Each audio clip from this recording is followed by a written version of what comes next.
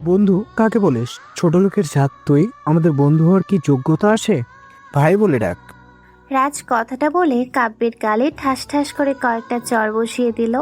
কাব্য গালে হাত দিয়ে রাজের দিকে হা হয়ে তাকিয়ে রইল। আশপাশে সবাই তাকিয়ে পড়ল। আকিব কাব্যকে ধাক্কা মেরে, এই ছোট, তোর মুখ দিয়ে যদি আর কখনো কখনো আমাদের বন্ধু বলিস, তোর জিভ ছিঁড়ে ফেলবো। ছোট লোকের জাত, তোর স্ট্যাটাস আর আমাদের স্ট্যাটাস দেখ। তোর লেভেলের কাউকে বন্ধু বলবি, সাহেব বলবি আমাদের। রাজ আকিবরা কাব্যের পাশ কাটিয়ে চলে গেল। কাব্য মাথা নিচু করে সেখান থেকে চলে গেল। কাব্য বাসায় আসতেই দরজার কাছে দাঁড়াতে শুনতে পেল করিমন বেগম আশরাফ মিয়াকে বলছে, ঘরে তো একটা দানাও নাই, তোমার শরীরও ভালো না, কি দিয়ে কি করব। আরে চিন্তা করছো কেন? আমাদের ছেলে কাব্য আছে তো, ও একটা ব্যবস্থা করবে। এই গ্রামে ও কোথায় কাজ পাবে? গ্রামের মানুষই তো ঠিক মতো খেতে পারে না, ওকে কাজ দিবে কে?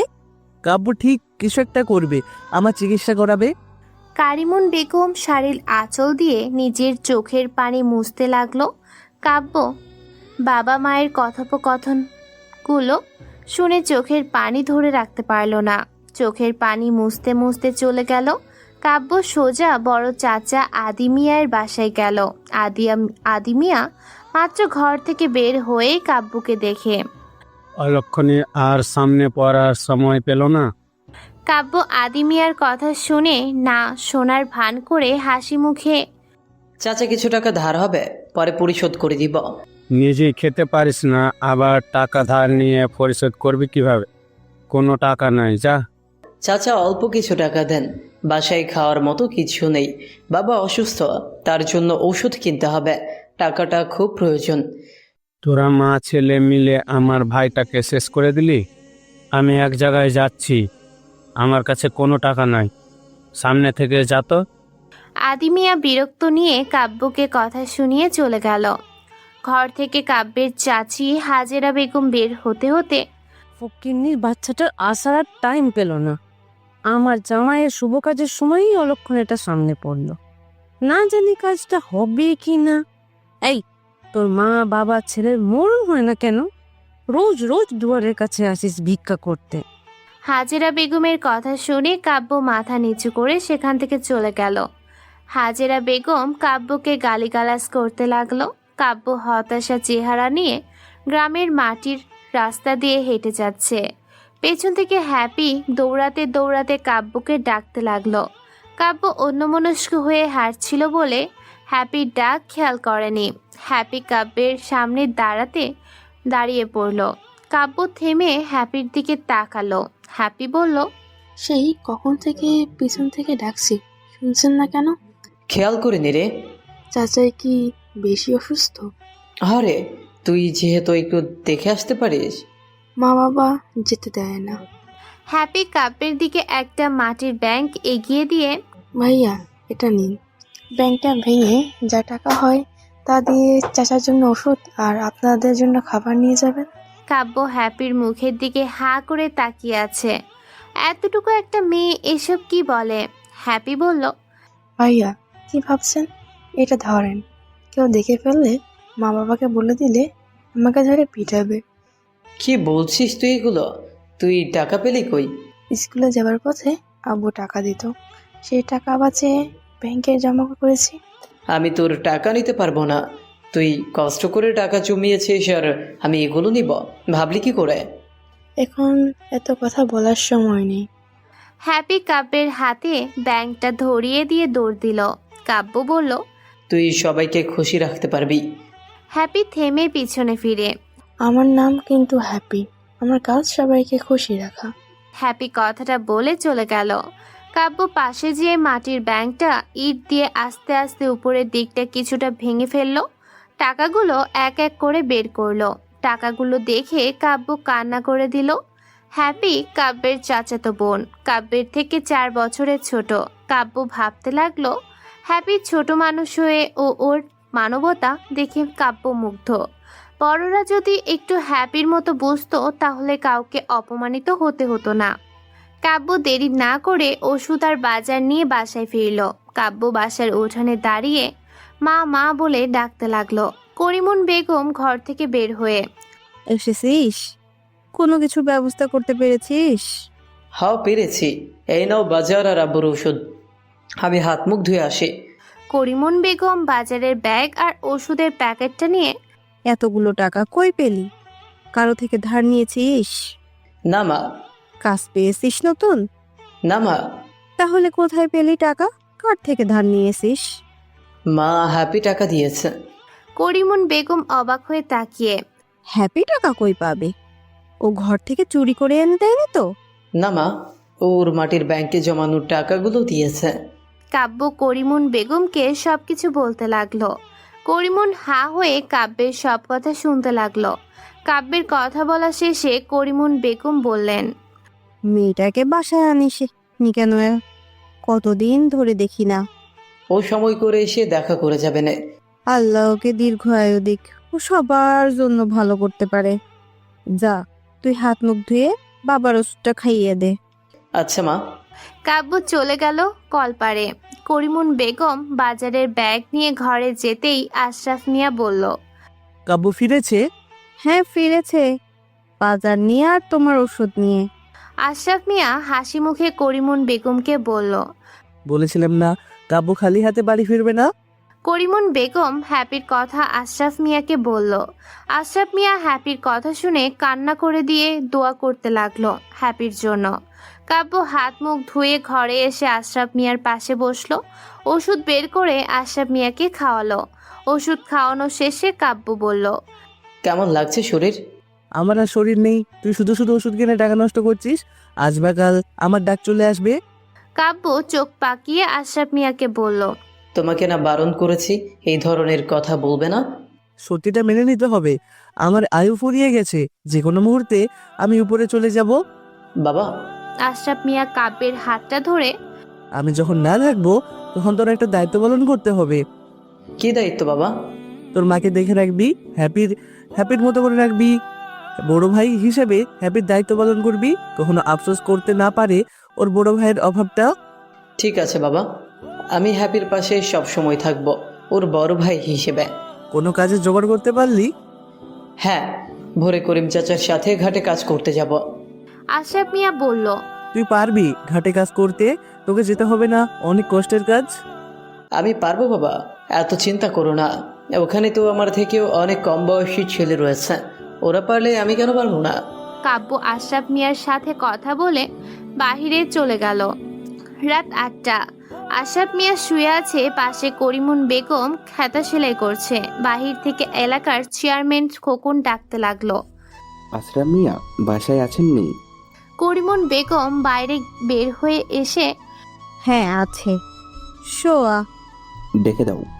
অসুস্থ হয়ে বিছানায় পড়ে আছে, যা বলার আমাকে বলেন। তুমি মহিলা মানুষ, তোমার সাথে কথা বলতে চাই না। খোকন কথাটা বলে ঘরের ভেতর ঢুকলো। আশরাফ মিয়া খোকনকে দেখে চেয়ারম্যান সাহেব। খোকন কর্স কর্স গলায় বলল, আজ কত তারিখ? তোর টাকা পরিশোধ করার কথা কবে ছিল? 1 মাস যাবত তোর কোনো ছায়া পাড়াতে পারলাম না কেন? চেয়ারম্যান সাহেব, আমি 1 মাস যাবত অসুখ হয়ে বিছানায়, আপনার টাকা ম্যানেজ করতে পারিনি, আপনার কাছে যেতে পারিনি। আমার টাকাগুলো তাহলে কি হবে? আমার ফসলের জমি আপনি নিয়ে নেন, আমার পক্ষে আপনার টাকা পরিশোধ করতে পারবো না। খোকন আশরাফের কথা শুনে কিছুক্ষণ ভেবে চিনতে, ঠিক আছে, উত্তরপাড়ার জমিটা দিতে চাচ্ছিস যখন নিয়ে নিলাম, পরে কিন্তু কাউকে বলিস না জোর জবরদস্তি করে তোর থেকে জমি নিয়েছি। না না চেয়ারম্যান সাহেব, কাউকে বলবো না। খোকন বাহির থেকে ওর লোক একজনকে ডাক দিল। ফাইল থেকে স্ট্যাম্প পেপার বের করে আশরাফ মিয়া আর করিমুন বেগমের টিপসই নিয়ে নিল। খোকন বলল, দেখি তোর জন্য কোনো ব্যবস্থা করতে পারি কিনা, সহরিতার একটা ব্যবস্থা করে দেব। খোকন কথাটা বলে চলে গেল। বাসা থেকে বের হতে কাব্যের সাথে খোকনের দেখা হলো। খোকন কাব্যকে বলল, বাপের ঘাড়ের ওপর বসে পড়াশোনা করে কোনো লাভ হলো না, চাকরি বাকরি তো করতে পারলি না। তোদের মতো ফকিরনি যদি পড়াশোনা না করে মাঠে গিয়ে কামলা দিতি, তাহলে না হয় না খেয়ে দিয়ে কাটাতে হতো না। কাব্য খোকনের কথা মাথা নিচু করে নিল। খোকন চলে গেল। কাব্য ঘরের ভিতর ঢুকে মা, চেয়ারম্যান কেন আসছিল? করিমুন বেগম কাব্যকে বলতে যাবে, তখনই আশরাফ মিয়া করিমুন বেগমকে থামিয়ে দিয়ে বলল, আমাকে দেখতে আসছিল, যদি কোনো সহায়তা করার ব্যবস্থা করতে পারে। আশরাফ মিয়ার কথা শুনে করিমুন বেগম মাথা নাড়ালো। কাব্য বলল, নিজে লুট করে খেয়ে কুল পায় না, সে করবে সহায়তা? হয়েছে, যা তুই হাত মুখ ধুয়ে আয়, খেতে দিচ্ছি। যা করার তাই করুক ওরা। কাব্য আর কোনো কথা না বলে চলে গেল। করিমুন বেগম খাবার বাড়তে লাগলো। রাত 4টা। করিম চাচা এসে কাব্যকে ডাকতে লাগলো। করিমুন বেগম কাব্যকে ঘুম থেকে তুলে দিল। কাব্য করিম চাচার কথা শুনে আর মোচড়ামুচড়ি করলো না। কাব্য উঠে বাইরে এসে, চাচা এসেছেন? তোকে আমি কখন আসতে বলেছিলাম? বেলা হলে আর কাজ হবে না, দিলি তো দেরি করিয়ে। মাকে বলতে ভুলে গেছিলাম, উঠতে পারিনি। ব্যস্ত, চল সময় নেই। করিম চাচার সাথে কাব্য চলে গেল। ঘাটে এসে সারের বস্তা প্রথমে মাথায় নিয়ে ওঠা নামা করতে নষ্ট হয়ে যাচ্ছিল, পরবর্তীতে ঠিক হয়ে গেল। প্রথম দিন কষ্ট হয়ে গেল। গাধার মতো খাটে বেলা 1টার সময় করিম চাচা কাব্যের হাতে 200 টাকা আর খরচের টাকা ধরিয়ে দিয়ে, বাসায় চলে যা, আজ আর কাজ নেই। কাব্য খুশি মনে টাকাটা নিয়ে বাসায় চলে আসলো। প্রথম উপার্জনের টাকা এসেই করিমুন বেগমের হাতে তুলে দিল। করিমুন বেগম খুশি হয়ে, কলপারে গামছাটা দিয়ে যাও। যা গোসল করে আয়, আমি খাবার বাড়তে লাগি। কাব্য কলপারে চলে গেল। পানি চেপে গোসল করতে লাগলো আর ভাবতে লাগলো, কাজ ঠিক মতো হলে তাহলে বাবাকেও আর কষ্ট পেতে হবে না। বাবার চিকিৎসাটা করাতে পারবো, বাবা তাড়াতাড়ি সুস্থ হয়ে উঠবে। করিমুন বেগম গামছা দিয়ে চলে গেল। কাব্য গোসল শেষ করে ঘরে যেয়ে খাওয়া দাওয়া করে শুয়ে পড়ল। কখন যে ঘুমিয়ে পড়ল খেয়াল নেই কাব্যর।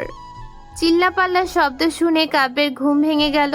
কাব্য বাহিরে এসে দেখলো বড় চাচি গালাগাল করে করিমুন বেগমকে বকতে আছে। কাব্য বড় চাচিকে চলে যেতে বলে করিমুন বেগমকে ঘরে এনে, মা, তোমাকে কত বলেছি অমন মহিলার সাথে কথা বলবে না, তাও কেন বলতে গেলে? ধৈর্যের একটা সীমা আছে, তুই আমাকে টেনে নিয়ে আসলি কেন? আজকে বুঝিয়ে দিতাম বেয়াদব মহিলাকে। এতদিন সব চুপচাপ সহ্য করেছি, এখন আর না। কাব্য করিমুন বেগমকে বোঝাতে লাগলো। এদিকে বড় চাচি হাজেরা বেগম বাসায় যেয়ে কান্না করতে করতে আদি মিয়াকে বলল, তোমার ভাইপো আমাকে মেরেছে, আমার গায়ে হাত তুলেছে। কি? ওর এত বড় সাহস, তোমার গায়ে হাত তুলেছে? আজ ওকে মেরে শেষ করে দেব। আদি মিয়া বসা থেকে উঠে দাঁড়িয়ে আদি মিয়া লাঠি হাতে নিয়ে লোকজন নিয়ে কাব্যদের বাসার দিকে গেল। হাজেরা বেগম মনে মনে বলল, এবার মজা বুঝবি। আদি মিয়া কাব্যকে গালাগাল দিয়ে ডাকতে লাগলো। কাব্য বাহির হতেই আদি মিয়া ও তার লোকজন কাব্যকে লাঠি পেটা করতে লাগলো। কাব্য অবাক হয়ে গেল, কিছুই বুঝতে পারছে না। কাব্য জিজ্ঞেস করছে কেন তাকে মারছে, কে শুনে কার কথা। কাব্যকে মারতে লাগলো। করিমুন বেগম ঘর থেকে বাহির হয়ে দেখলো কাব্যকে পেটাচ্ছে। করিমুন বেগম এসে ঠেকাতে গেলে করিমুন বেগমও মারলো। কাব্য মায়ের খাচ্ছে আর সবাইকে ঠেলে সরিয়ে দিচ্ছে। মারা শেষে লাঠি ফেলে দিয়ে আদি মিয়া বলল, যতটুকু বসত ভিটা আছে থাকার, তাও থাকবে না। আদি মিয়া কথাটা বলে চলে গেল। করিমুন বেগম কাব্যকে জড়িয়ে ধরে কান্না করতে লাগলো। গ্রামের লোকজন দাঁড়িয়ে দাঁড়িয়ে সব দেখলো, কিন্তু কেউ এগিয়ে আসলো না বা ঠেকালো না। কাব্য করিমুন বেগমকে বলল, মা, চাচা আমাকে কেন মারলো? তোর শাশি কিছু বলেছে? এদের কি কেউ কিছু বলতে পারবে না? বলার মতো কেউ নেই। কেউ কিছু বললে তাদের ওপরও অত্যাচার করবে, হয়তো সবাই চুপ থাকে। কাব্য কোনো কিছু বলার ভাষা খুঁজে পাচ্ছে না। অসহায় মানুষগুলোই কি নির্যাতিত বেশি হয়। কাব্য করিমুন বেগমের দিকে তাকিয়ে, ওরা তোমার গায়ে হাত দিয়েছে, আমি ওদের কাউকে ছাড়বো না, ওদের শাস্তি পেতে হবে। চুপ, এমন কথা মুখে আনবি না। তোর কিছু হয়ে গেলে আমাদের কি হবে? তুই আমাদের একটা মাত্র ছেলে।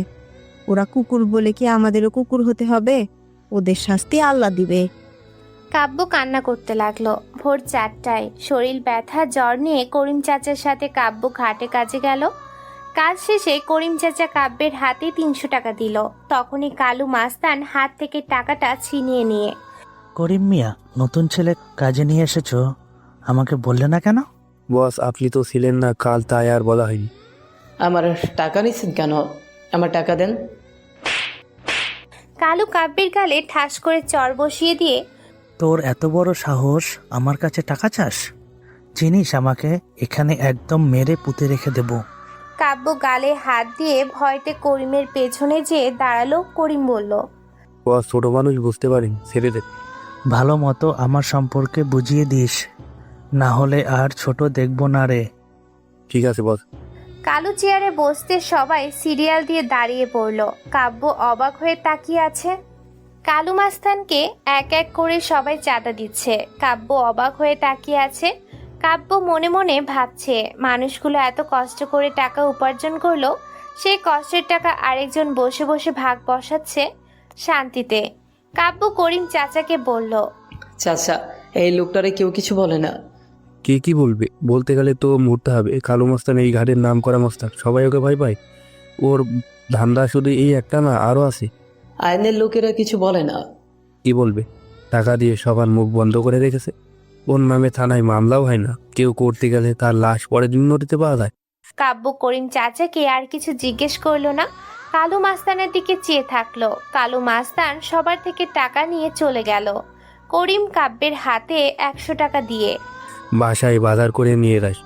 কাব্য টাকাটা হাতে নিয়ে মাথা নাড়ালো। বাজার থেকে বাজার করে নিয়ে বাসায় গেল। কাব্যরা নিতান্ত গরিব হয় ওদের ওপর অনেকে জুলুম করে। কেউ কেউ জোর করে ওদের থেকে কাজ করিয়ে নেয়। বাধ্য হয়ে কাজ করে দেয় কাব্য আর করিমন বেগম। কাব্য রোজ কাজে যায়। কালু মাস্তান সবার থেকে টাকা চাঁদা তুলতো। এতে শ্রমিকরা অতিষ্ঠ হলেও কেউ কিছু বলতে পারতো না। কাব্য কাজ শেষে যা টাকা পায় তা দিয়ে কোনো রকম টেনে টুনে সংসার ওদের চলে যায়। আশরাফ মিয়ার ওষুধ কিনতে হিমশিম খেয়ে যায় কাব্য। দেখতে দেখতে 1 মাস কেটে যায়। 1 মাস পর রাত 4টা। কাব্য আর করিম চাচা নদীর ঘাটে যেতেই চমকে উঠল। কালু মাস্তানের লাশ রশি দিয়ে বাঁশের সাথে বাঁধা। করিম চাচা চিল্লিয়ে উঠল। শ্রমিকরা সবাই করিম চাচার চিল্লানো শুনে সবাই এসে কালু মাস্তানকে দেখে থ হয়ে যায়। পুলিশ খবর পেয়ে ঘটনাস্থলে চলে আসে। কালু মাস্তানের লাশ নদী থেকে তোলা হয়। সবাই অবাক হয়। কালু মাস্তানের চেহারাটার দিকে তাকিয়ে আছে। চেহারা দেখলেই যে কেউ ভয় পেয়ে যাবে। মুখ পুরো থেতলে গেছে। পুলিশ অফিসার সবাইকে জিজ্ঞেস করলে করিম চাচার কথা বলে। করিম চাচা অফিসারকে বলল, স্যার, এখানে এসে দেখি কালু মস্তান বাধা। তারপর সবাই এসে পুলিশ কালু মাস্তানকে নিয়ে চলে গেল ময়নাতদন্তের জন্য। শ্রমিকরা কালু মাস্তান মারা যাওয়ার কারণে সবার মুখে হাসি ফুটে উঠল। কেউ কেউ বলতে লাগলো, এখন থেকে আর আমাদের কষ্টের টাকা কাউকে দিতে হবে না। আমাদের টাকা আমরা বাসায় নিয়ে যেতে পারবো। অনেক অত্যাচার করেছে আমাকে, না জানি আরো কত মানুষের সাথে খারাপ কিছু করছে। একে মেরে ফেলেছে, ভালো কাজ করেছে, না হলে আরো কত মানুষের ক্ষতি করতো কে জানে। এক একজন এক এক ধরনের কথা বলতে লাগলো। আজ আর কাজ হবে বলে সবাইকে ছুটি দিয়ে দিল। কালু মাস্তান মার্ডার হয়েছে এটা নিউজে দেখে সবাই অনেক খুশি হয়ে গেছে। পুরো এলাকাটা দখল করে খাচ্ছিল। এখন আর পারবে না। কাব্য 7টায় বাসায় ফিরতে করিমন বেগম কাব্যকে দেখে, কাজে চলে আসলি কেন? তোর শরীর ঠিক আছে? হ্যাঁ মা, কালু মাস্তানকে কে বা কারা মেরে ফেলছে, এই জন্য আর কাজ হয়নি। করিমন বেগম কাব্যের কথা শুনে অবাক হয়ে তাকিয়ে, কি বলছিস? ওকে মারার মতো কেউ নেই এখানে। নেই বলেই তো মেরে দিল। তুই আবার এর ভিতরে জড়াস না। না মা, আমি কেন জড়াবো এইসবে? হ্যাঁ ঠিক আছে, ঘরে বাজার নাই, বাজার করতে যাবি? কাব্যের মুখটা কালো হয়ে গেল। করিমন বেগম বুঝতে পেরে, কি রে, কি হয়েছে? গতকাল বাবার ঔষধ কিনতেই সব টাকা খরচ হয়ে গেছে। ভাবছি আজ কাজ শেষ করে বাজার নিয়ে বাসে ফিরব। কারো থেকে তো ধার করে নিয়ে আসতে পারতি। সবার কাছেই চেয়েছি, কারো কাছে ছিল না। ঠিক আছে, দেখি আমি কিছু পাই কিনা। করিমন বেগম চলে গেল। কাব্য মনে মনে বলতে লাগলো, একদিন কাজ না করলে খাবারের অভাব পড়ে যায়। এখন কোথায় বের হলো? রাস্তায় বের হলে সবার খারাপ কথা শুনতে শুনতে আর বাসা থেকে বের হয় না কাব্য। এভাবে বেশ কিছুদিন কেটে গেল।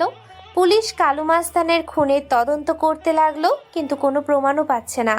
একদিন দুপুর 12টা শ্রমিকরা সবাই কাজ শেষ করে বসে আছে। তখনই কালু মাস্তানের লোকজন এসে সবার কাছে চাঁদা দাবি করে। সবাই কিছুটা ভয় পেয়ে গেল। করিম চাচা সবার সামনে দাঁড়িয়ে বলল, যাকে চাঁদা দিতাম তাকে নিয়ে এসো, সে ছাড়া আমরা অন্য কারো কাছে চাঁদা দিব না।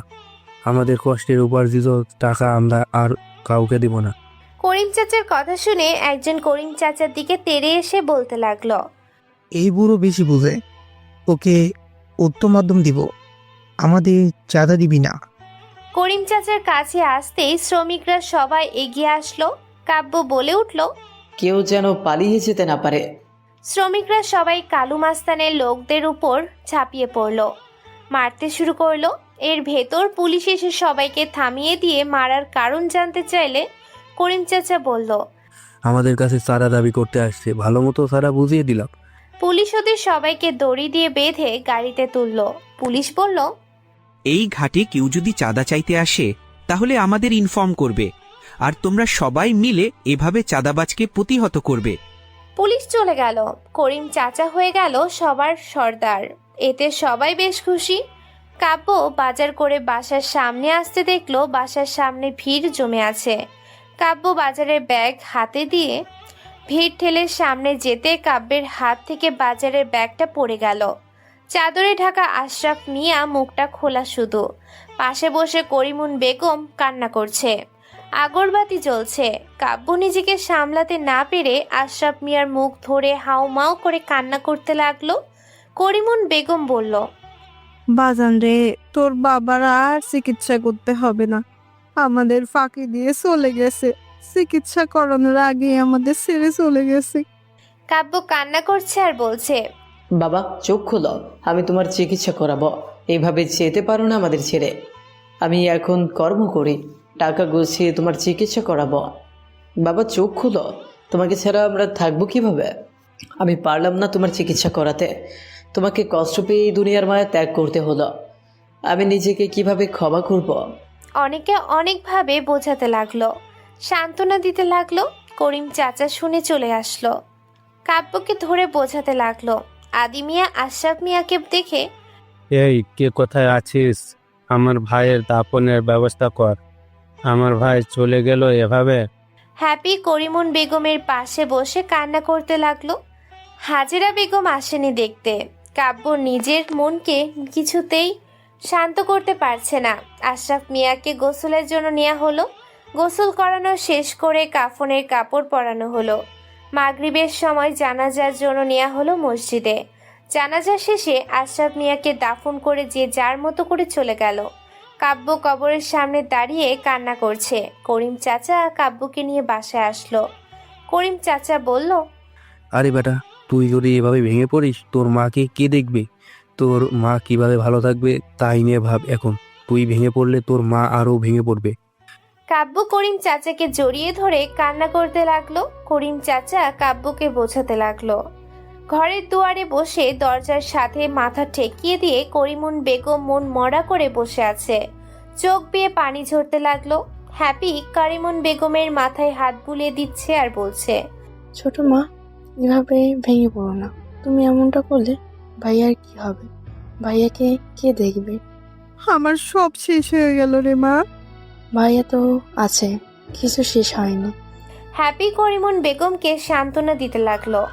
দেখতে দেখতে 3 দিন কেটে গেল। কাব্য কিছুটা স্বাভাবিক হলো। করিম চাচাকে দোয়ার সব ব্যবস্থা করে দিল। পরের দিন রাত 4টায় করিম চাচা কাজের জন্য কাব্যকে ডেকে নিয়ে গেল। করিম চাচার সাথে মন খারাপ করে হাঁটছে। করিম চাচা কাব্যকে নিয়ে একটা চায়ের দোকানে বসলো। কাব্য বলল, চাচা কাজে দেরি হয়ে যাবে না? তোকে আর কাজে যেতে হবে না, তাই চায়ের দোকানে এসে বসলাম। কাব্য অবাক হয়ে, কেন চাচা, আমি কি কোনো ভুল করেছি? আমি কাজে না গেলে আমার পেট চলবে না। কি খাবো আমি? মারও আছে ঘরে।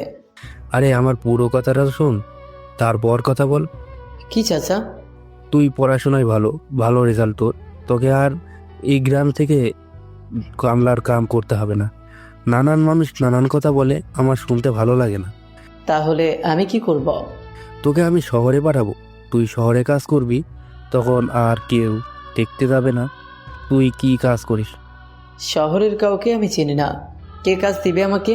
করিম মিয়া কাব্যের দিকে একটা কাগজ এগিয়ে দিয়ে এখানে ঠিকানা আছে, তুই এই ঠিকানায় চলে যাবি, বাকিটা ওরা তোকে বুঝিয়ে দিবে। সকাল 7টায় তোর বাস। মাকে রেখে আমি কোথাও যাব না চাচা। আরে রেখে যাবি কেন? ওখানে চাকরি করে 4 মাস পর তোর মাকে নিয়ে যাবি। আমরা আছি তো, তোর মাকে দেখে রাখবো, কোনো অসুবিধা হবে না।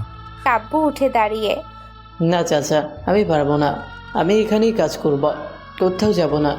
করিম চাচা কাব্যের কাঁধে হাত রেখে বোঝার চেষ্টা কর বাপ, একটা কথা সবসময় মনে রাখবি, সাফল্য আনতে হলে কিছু জিনিস ত্যাগ করতে হয়, আর তুই পারবি সাফল্য আনতে। তোর এই সাফল্য দেখে দেখবি গ্রামের ছেলেরা আর গ্রামে পড়ে থাকবে না, সাফল্যর পিছু ছুটবে। করিম চাচা কাব্যকে বুঝিয়ে ফেললো। কাব্য যেতে রাজি হলো। করিম চাচা হাসি মুখে তাহলে বাসায় যে জামা কাপড় গুছিয়ে বাস স্ট্যান্ডে চলে আয়। কাব্য মাথা নাড়িয়ে বাসায় চলে আসলো। বাসায় এসে করিমন বেগমকে সবকিছু বলল।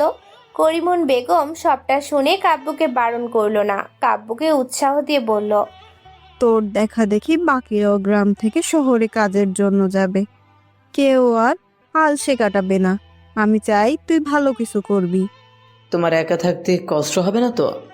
দূর পাগল ছেলে, কষ্ট হবে কেন? তুই ভালো কিছু করলে আমার শান্তি লাগবে। কাব্য করিমন বেগমকে জড়িয়ে ধরে কান্না করে দিল। করিমন বেগম নিজেকে শক্ত রেখে বলল, আরে পাগল ছেলে, এভাবে ভেঙে পড়লে হবে? পরে তো আমার টেনশন হবে। কাব্য করিমন বেগমকে ছেড়ে দিয়ে চোখের পানি মুছে তোমার খেয়াল রেখো। হ্যাঁ রাখবো, হ্যাপি তো আছে, ও দেখবে আমাকে। করিমন বেগম কাব্যের ব্যাগ গুছিয়ে দিল। ভোর 6টায় কাব্য করিমন বেগমের থেকে বিদায় নিয়ে চলে গেল। 6:30 কাব্য বাস স্ট্যান্ডে পৌঁছে গেল। করিম চাচা বসাচ্ছিল বাস স্ট্যান্ডে। কাব্যকে দেখে বলল, এসে গেছিস? শোন, আমি সব কিছু বলে রেখেছি, তুই গেলেই হবে। আমি সুপারভাইজারকে বলেছি, সে তোকে নামিয়ে দিবে। কাব্য মাথা নাড়ালো। করিম চাচা কাব্যকে বাসে তুলে দিল। কাব্য বলল, চাচা মাকে দেখে রাখেন। চিন্তা করিস না, তোর মা ভালো থাকবে, যে যোগাযোগ করিস। ঠিক আছে। 7টা বাজতেই বাস ছেড়ে দিল। বাস চোখের আড়ালে না হওয়া পর্যন্ত করিম চাচা দাঁড়িয়েছিল। বাস চোখের আড়াল হতেই করিম চাচা চলে গেল। কাব্য বাসের ভেতর বসে ভাবতে লাগলো, শহরের মানুষগুলো কেমন হবে, ভালো হবে না খারাপ হবে? গন্তব্য নতুন, জানি না কপালে কি আছে। কাব্য ভাবতে ভাবতে বাসের ভেতরেই ঘুমিয়ে পড়ল। সকাল 10টা। হ্যাপি স্কুলে যাওয়ার আগে কাব্যকে বাসায় আসলো করিমুন বেগমকে দেখে যাওয়ার জন্য। হ্যাপি বাসায় আসতে দেখলো করিমুন বেগম মন খারাপ করে দুয়ারের সামনে বসে আছে। হ্যাপি বলল, ছোট মা, কি হয়েছে? এভাবে বসে আছো কেন? ভাইয়া কই? কাজে যায়নি? তোর ভাইয়া শহরে চলে গেছে। হ্যাপি অবাক হয়ে, শহরে চলে গেছে মানে? কখন গেছে? আমাকে তো বলে নাই। শহরে নতুন চাকরি করতে, হঠাৎ করে ভোরে চলে গেছে। এই জন্যই তুমি মন খারাপ করে আছো? না, ঠিক আছি। তুই স্কুলে যাবি না? যাব। তোমাকে দেখতে আসলাম, এসে শুনি এই কথা। ভাইয়া আসুক, তারপর বোঝাবো। আমাকে না বলে যাওয়া। তুমি চিন্তা করো না, তোমার এই মেয়ে কিন্তু বাসায় আছে, বুঝছো? জানি তো। হ্যাপি করিমুন বেগমকে হাসিয়ে স্কুলে চলে গেল। বিকাল 5টা। সুপারভাইজার কাব্যকে বাস থেকে নামিয়ে একটা রেস্টুরেন্ট দেখিয়ে দিয়ে চলে গেল। কাব্য রেস্টুরেন্টের সামনে দাঁড়িয়ে সিকিউরিটি গার্ডকে কাগজ দিল। কাগজ দেখে দরজা খুলে দিল ভিতরে যাওয়ার জন্য। কাব্য ভিতরে কাউন্টারের সামনে দাঁড়ানো। লাবণ্য কাব্যকে দেখে বলল, বলুন স্যার, আপনার কি লাগবে? লাবণ্যর কথা শুনে কাব্য কিছু বলতে পারল না। কাব্য কাগজটা লাবণ্যকে দিল। লাবণ্য কাগজটা পড়ে কাব্যের পা থেকে মাথা পর্যন্ত দেখল। লাবণ্য ভাইজাকে ডাক দিল। ফাইজা এসেই, বলুন ম্যাম। স্যার সকালে ওনার কথা বলছিল, তুমি নিয়ে যেয়ে ওকে ওর কাজটা বুঝিয়ে দাও। ঠিক আছে, আপনি আসুন।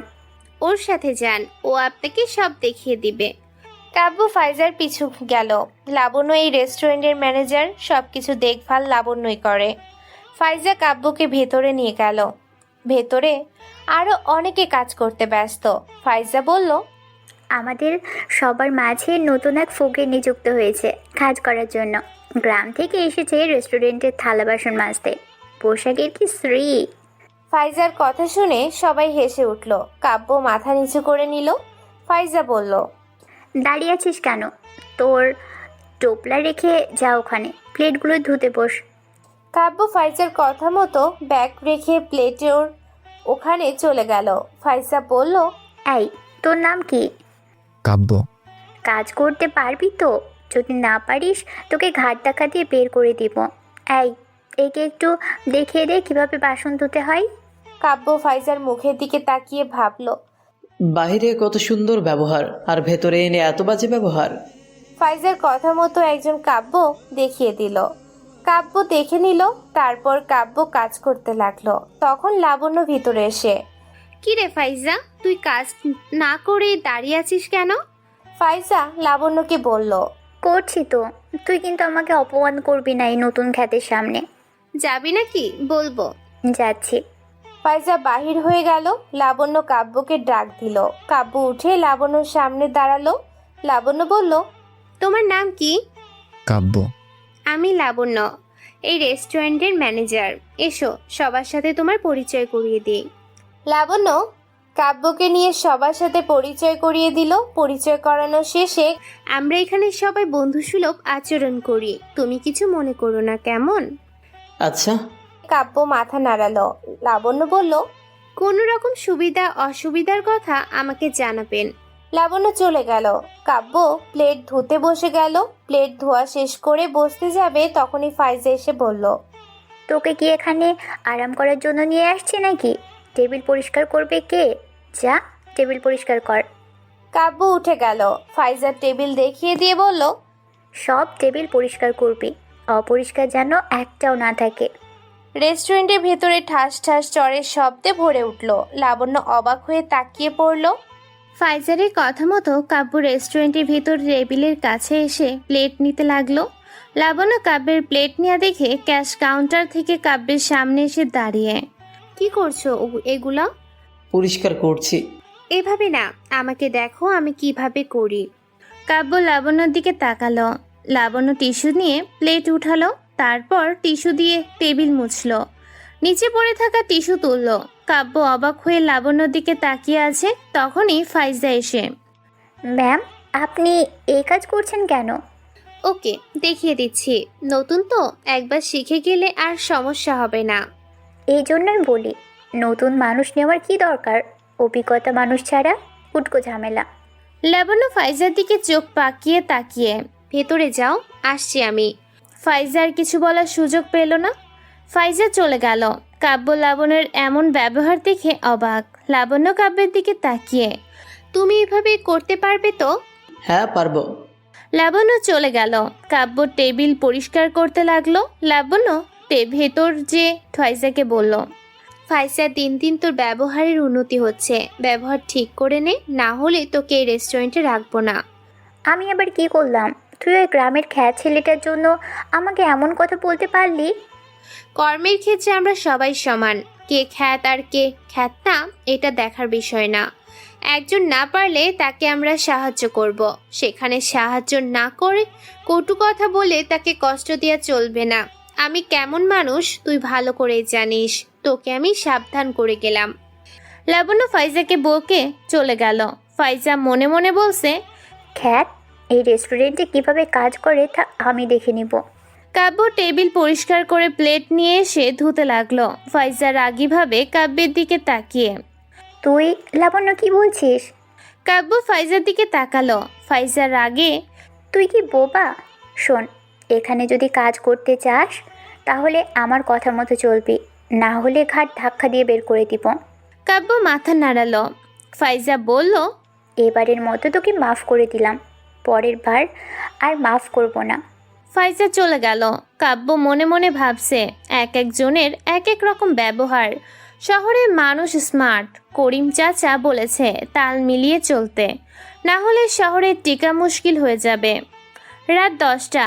লাবণ্য কিচেন রুমে এসে কাব্যকে ডাকলো। কাব্য লাবণ্যর সামনে দাঁড়ালো।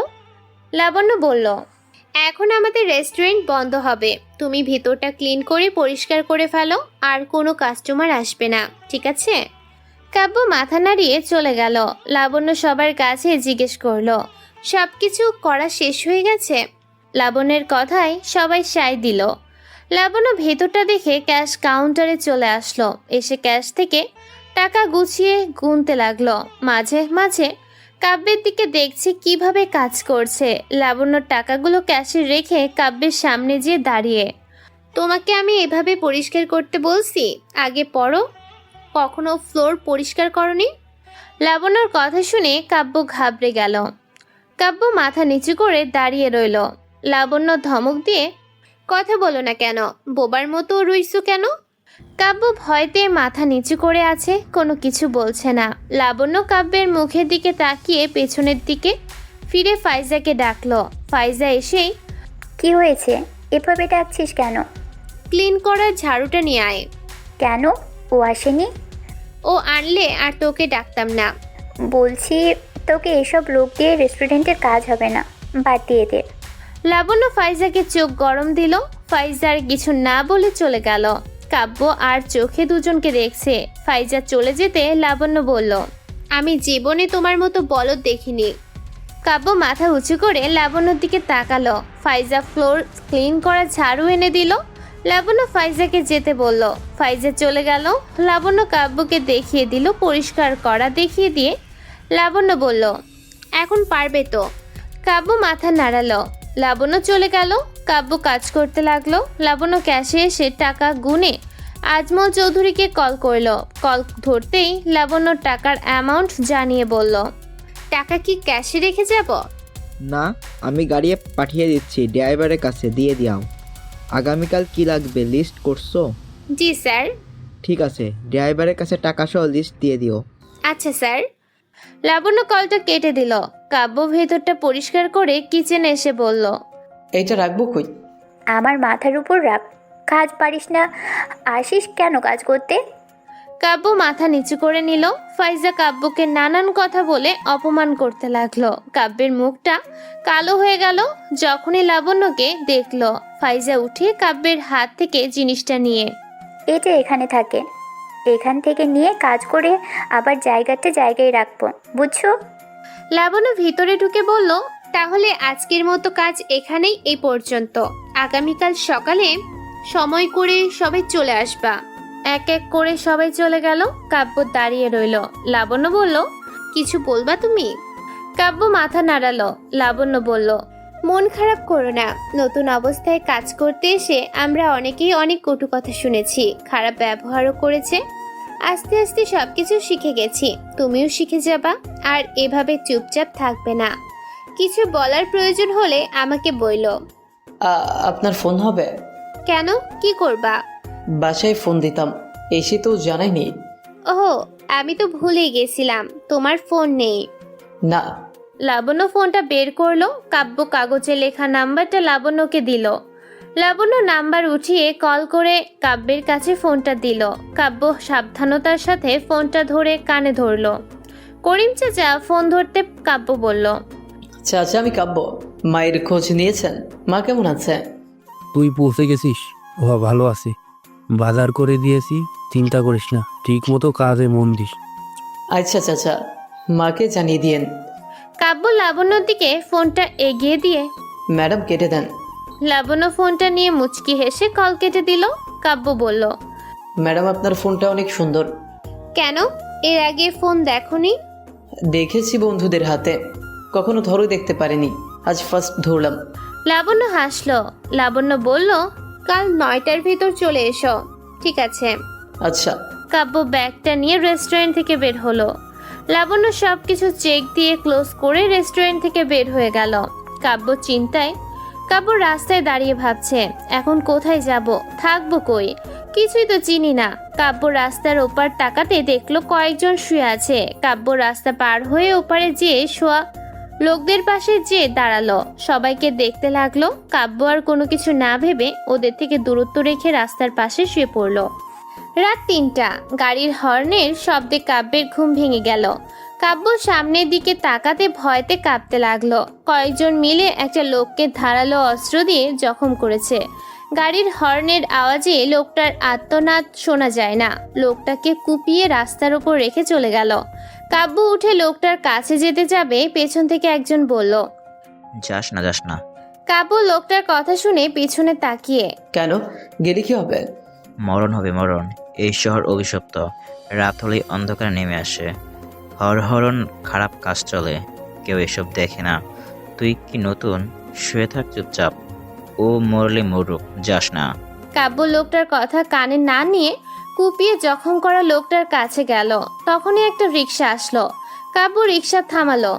রিক্সাওয়ালা রাজি হলো না যেতে। কাব্য অনেক কষ্ট করে রিক্সাওয়ালাকে রাজি করিয়ে লোকটাকে রিক্সায় তুলে হাসপাতালে নিয়ে গেল। পেছন থেকে লোকটা বলতে লাগলো, তুই মরবি। এই শহর সম্পর্কে তুই কিছুই জানিস না। কাব্য লোকটাকে নিয়ে হাসপাতালে পৌঁছে গেল। লোকটার স্ট্রেচারে শুয়ে দেয়া হলো। ডাক্তার বলল, পুলিশ কেস, পুলিশের অনুমতি ছাড়া তারা চিকিৎসা করতে পারবে না। কাব্য এসবের কিছু বোঝে না। কাব্য ডাক্তারকে অনুনয় করে বলল, আমি গ্রাম থেকে এসেছি শহরে নতুন, লোকটারে পড়ে থাকতে দেখে নিয়ে এসেছে। আপনারা কিছু করেন, লোকটা মারা যাবে। ডাক্তার রাগান্বিত স্বরে বলল, গ্রাম থেকে আসছিস তো এই উটকো ঝামেলা কেন নিয়ে আসছিস? বেশি মানবতা দেখাস, যা এখান থেকে। কাব্য ডাক্তারের কথা শুনে ডাক্তারের পা জড়িয়ে ধরে, স্যার, চোখের সামনে লোকটাকে মরে যেতে দেখতে পারবো না। আপনি চাইলে সব পারবেন। উনি যদি আপনার কেউ হতো, আপনি কি এভাবে পারতেন ফেলে রাখতে? ডাক্তার আর কিছু বলল না। কাব্যকে তুললো, লোকটাকে ওটিতে নিয়ে গেল। কাব্য হাসপাতাল থেকে সেই জায়গায় আসতে ভোর হয়ে গেল। সবেমাত্র ভোরের আলো ফুটেছে। কিছু ট্যাক্সি রিক্সা চলাচল করছে। কাব্য নিজের জায়গায় এসে ব্যাগটা নিবে, তখন পিছে ঢাকা সেই লোকটা কাব্যের হাত ধরে, তোর জামায় রক্ত লেগে আছে, কেউ দেখলে তোকে পুলিশে ধরিয়ে দেবে। একবার পুলিশ ধরলে তুই তো আর বেরোতে পারবি না। বদলিয়ে ফেল এখন। কাব্য মিরানের কথা মতো জামা খুলে অন্য একটা জামা পরে নিল। রক্তমাখা জামা মিরান নিজের কাছে রেখে দিয়ে, এটাকে আমি ফেলে দিব। রাতে যা হয়েছে তা যদি কেউ জিজ্ঞেস করে তাহলে বলবি তুই জানিস না। কাব্য কৌতূহল নিয়ে, আপনি কে? আমি মিরান, এখানে থাকি, ভিক্ষা করে খাই। তোর দেখে সহজ সরল মনে হয়, তুই মানুষের উপকার করিস, তোর সাহস আছে। কাব্য মাথা নিচু করে, কেউ বিপদে পড়লে তাকে সাহায্য করতে হয়। মা বাবা সব সময় শিখিয়েছেন, বিপদের সময় কাউকে ছেড়ে আসতে হয় না, তার উপকার করতে হয়। মিরান উঠে দাঁড়িয়ে কাব্যের হাত ধরে নিয়ে চায়ের দোকানে গেল। একটা বোন রুটি আর দুধ চা কাব্যকে দিল। কাব্য অবাক হয়ে মিরানের দিকে চেয়ে আছে। মিরান বলল, খা আর শোন, এই শহরের চোখের সামনে যা ঘটতে দেখবি তা দেখেও না দেখার ভান করবি। তুই নতুন তাই জানিস না। কাব্য মিরানের কথা শুনে অবাক হতে লাগলো। সকাল 8:30। কাব্য রেস্টুরেন্টের সামনে এসে অপেক্ষা করতে লাগলো। 9টা বাজতে সবাই চলে আসলো। কাব্য ভেতরে ঢুকে নিজের কাজ করতে লাগলো। ফ্লোর ক্লিন পরিষ্কার করলো আবারও। ফাইজা কাব্যের কিছু লেগে থাকলো। সুযোগ পেলে কাব্যকে অপমান করে। সকাল 10:40 লাবণ্য রেস্টুরেন্টে এসে সব চেক করে ক্যাশ কাউন্টারে বসলো। কাব্যকে ডাক দিল। কাব্য আসতে লাবণ্য বলল, ভেতর প্লেট পরিষ্কার হলে বসে থাকবা না, এখানে এসে দাঁড়াবা। যে টেবিলটা খালি হবে সেই টেবিলটা যে পরিষ্কার করবে, বুঝছো? কাব্য মাথা নাড়ালো। রেস্টুরেন্টে আজকে কাস্টমারের চাপ বেশি। কাব্য প্লেট নিয়ে যে ধুয়ে দিতে আজ একটু কষ্টই হচ্ছে। কিছুক্ষণ পর পর ফাইজা এসে বলছে, হাত চালিয়ে কাজ কর, প্লেট ঠিক করে পরিষ্কার কর। কত কাস্টমার বসে আছে এখনো, তোর প্লেট ধোয়াই হয়নি। খাবার কি তোর মাথার উপর দিব? ফাইজা কাব্যকে নানাভাবে অপমান করতে লাগলো। কাব্য দু চোখের পানি ফেলে সব সহ্য করছে। রেস্টুরেন্টের কাজ শেষে রাতে কাব্য রেস্টুরেন্ট থেকে বের হয়ে রাস্তার ওপারে মিরানের পাশে শুয়ে পড়ে। রাত 2টায় একটা মেয়ের চিৎকারে কাব্যের ঘুম ভেঙে যায়। কাব্য চোখ খুলে দেখলো কয়েকটা ছেলে মিলে একটা মেয়েকে নিয়ে টানা হিস্টা করতে লাগলো। কাব্য উঠতে যাবে তখনই মিরান কাব্যকে টেনে ধরলো। কাব্য উঠতে পারলো না। মিরান বলল, উঠিস না, চুপচাপ শুয়ে থাক। ওরা প্রভাবশালীর ছেলেবেলে, ওরা যা ইচ্ছে করতে পারে। তুই গেলে তোকে মারবে, ওরা ভালো না। তাই বলে একটা মেয়েকে এইভাবে ওরা? মিরান এমন কত মেয়ের জীবন নষ্ট করে ফেলছে, কেউ কিছু বলতে পারে না। কেউ বললে তার আর রক্ষা নেই। ঘুমিয়ে পড়। পুলিশ প্রশাসন কিছু নেই, ওদের কিছু বলে না? ওরা তো ওদের পাঁচটা গোলাম, কি আর বলবে। একটা গাড়ি এসে থামতে মেয়েটাকে উঠিয়ে নিয়ে চলে গেল। কাব্য উঠে বসলো। ঘুম যেন এক নিমিষে হারিয়ে গেল। মিরান উঠে বসে, আমার বয়স হয়ে গেছে এসব দেখতে দেখতে, অনেক অপকর্ম হয় এই শহরে। মিরান এক এক করে কাব্যকে শহরের ঘটনা বলতে লাগলো। কাব্য যতই শুনেছে ততই শরীরের লোম খাড়া হয়ে উঠেছে। খুবই ভয়ঙ্কর ঘটনা। মিরান এই কথা শুনতে শুনতে ভোর হয়ে গেল। চায়ের দোকানে যেয়ে রুটি আর চা খেলো দুজনে। সময় মতো রেস্টুরেন্টে গেল কাব্য। রাতে ঘুম হয়নি বলে ঝিমাচ্ছে কাব্য কাজ করতে। এই সুযোগটা ফাইজা নিয়ে কাব্যকে কটু কথা বলতে লাগলো। ফাইজার সাথে আরও 3 জন যোগ হয়েছে। কাব্যকে কথা শোনাতে দ্বিতীয়বার ভাবে না। কাব্য কেমন যেন এদের গায়ের জ্বালা সহ্যই করতে পারে না। রাত হলেই কাব্যের সামনে একটা না একটা ঘটনা ঘটবেই। 2 চোখ দিয়ে দেখা ছাড়া আর কোনো উপায় নেই। কোনো কিছু করার মতো সাহসও নেই। কেউ মেরে ফেলে রাখলেও দেখার মতো কেউ নেই। মিরান কাব্যকে যে কথাগুলো বলেছে তা শুনে কাব্যের রাত কাটে ভয়তে। কখন যদি আবার ওদের উপর এসে হামলা চালায়। রাস্তায় শুয়ে থাকাও বিপদ। বাসা ভাড়া নেওয়ার মতো সামর্থ্য কাব্যের নেই, টাকা নেই কাছে। এভাবে দেখতে দেখতে বেশ কিছুদিন কেটে গেল। কাব্য এখন কাজ শিখে গেছে। ফাইজাদের কথা গায়ে শুয়ে গেছে। ওদের কথায় এখন আর কষ্ট লাগে না, হাসি পায় কাব্যের।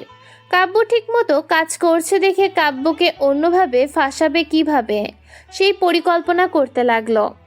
কাব্য মাঝে মধ্যে এসে ক্যাশ কাউন্টারের পাশে বসতো। লাবণ্য কম্পিউটারে কাজ করত, কাব্য তা খেয়াল করত। লাবণ্য কাব্যকে বলল, কম্পিউটার চালাতে পারো? না। শিখবে চালানো? কাব্য মাথা নাড়ায়। লাবণ্য কাব্যকে কম্পিউটার সম্পর্কে বলতে লাগলো। কাব্যর আগ্রহটা যেন আরও বেড়ে গেল।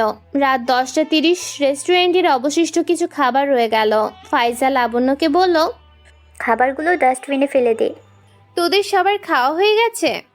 হ্যাঁ, এগুলো রেখে আর কি করব? বাসায় নিয়ে যা, সবাই ভাগ করে। কেউ নিতে রাজি হলো না। কাব্য চুপচাপ দাঁড়িয়ে ওদের কথা শুনতে লাগলো। লাবণ্য সবার কথা শুনে, তাহলে আর কি করার, ফেলে দিতে হবে ডাস্টবিনে। আমরা যাই, তুই ওকে দিয়ে ফেলাস, আমরা সব গুছিয়ে ফেলেছি। লাবণ্য কিছু বলতে যাবে তখন আরও 2 জন বলে উঠল, আজ অনেক কাজের চাপ গেছে, আর পারবো না। লাবণ্য আর কিছু বলল না, সবাই চলে গেল। লাবণ্য কাব্যকে বলল, তুমি কি পারবে ফেলে দিতে নাকি চলে যাবে? একটা কথা বলবো? হ্যাঁ বলো। খাবারগুলো রাস্তার পাশে শুয়ে থাকা ক্ষুধার্ত মানুষগুলোকে দিলে হয় না? কাব্যের কথা শুনে লাবণ্য অবাক হয়ে, আমার মাথায় তো এই কথা আসেনি। খাবারগুলো না ফেলে ওদের দেওয়া উচিত। একদিন তো ক্ষুধা মেটাতে পারবে, চলো। কাব্য খুশি হয়ে খাবারগুলো নিয়ে নিচে নেমে রাস্তার পাশে শুয়ে থাকা লোকদের দিতে লাগলো। খাবার খাওয়া শেষে লাবণ্য চলে গেল। এভাবে দেখতে দেখতে বেশ কিছুদিন কেটে গেল। একদিনে রেস্টুরেন্টের ভেতর ঠাস ঠাস চড়ের শব্দে ভরে উঠল। লাবণ্য অবাক হয়ে তাকিয়ে পড়ল। কাব্য প্লেট হাতে করে যখন নিয়ে যেতে যাবে তখন লাবণ্য কাব্যকে ডাক দিল। কাব্য সামনের দিকে যেতে হঠাৎ করে একটা মেয়ের সাথে ধাক্কা লাগে। মেয়েটা ঠাস ঠাস করে কাব্যের গালে চড় বসিয়ে দেয়। থাপ্পড়ের শব্দে লাবণ্য অবাক হয়ে চেয়ে পড়ল। মেয়েটার কেউ না, আজমল চৌধুরীর একমাত্র মেয়ে তামান্না। তামান্না চড় মেরে বলল, ফকিন্নির বাচ্চা, দিলি তো আমার ড্রেসটা নষ্ট করে। চোখ কি কপালে রেখে হাঁটিস নাকি? ফকিন্নির বাচ্চা, মেয়ে মানুষ দেখলেই গায়ে পড়তে মন চাই, তাই না? কাব্য গালে হাত দিয়ে তামান্নার দিকে তাকালো। প্লেট নিচে পড়ে ভেঙে গেছে। লাবণ্য ক্যাশ কাউন্টার থেকে বের হয়ে কাব্যের সামনে দাঁড়ালো। তামান্না নিজের ড্রেসের দিকে তাকিয়ে রেগে গেল। লাবণ্য বলল, ম্যাম শান্ত হন, ছোট্ট একটু ভুল হয়ে গেছে। তামান্না রাগে লাবণ্যকে ধাক্কা দিয়ে সরিয়ে দিয়ে কাব্যের কলার ধরে, তুই চিনিস আমাকে?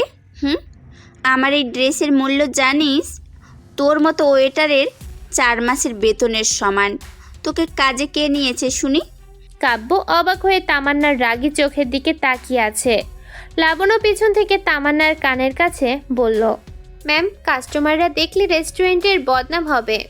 লাবণ্যর কথা শুনে তামান্না কাব্যের কলার ছেড়ে দিয়ে, এই লাবণ্য, ওর 2 মাসের বেতন দিবি না, ওকে দিয়ে সব কাজ করাবি। যদি বেতন দিস তো চাকরি থাকবে না। কাব্য ঘাবড়ে গেল বেতন দিবে না শুনে। কাব্য হাত জোর করে বলল, ম্যাডাম এমন কাজ করবেন না, আমার মা আছে গ্রামে, বেতন না পেলে মা খেতে পারবে না। এমন অবিচার করবেন না, আপনি যা শাস্তি দেওয়ার দেন, তবু আমার বেতন কাটবেন না। কাব্যের কথা শুনে তামান্না আরো রেগে যেয়ে কাব্যের গালে চড় মেরে, লাবণ্য, এটাকে আমার চোখের সামনে থেকে যেতে বল, না হলে কিন্তু। তামান্নার কথা শুনে লাবণ্য বলল, কাব্য তুমি ভেতরে যাও। কাব্য লাবণ্যর কথা মতো চোখের পানি মুছতে মুছতে কিচেনে চলে গেল। লাবণ্য বলল, ম্যাডাম টিস্যু দিয়ে মুছে দিয়ে। কোনো দরকার নেই, আমার দিনটাই নষ্ট করে দিল ফকিন্নির বাচ্চাটা। ওর যেন আমার সামনে আর না পড়ে। তামান্না কথাটা বলে রেস্টুরেন্ট থেকে চলে গেল।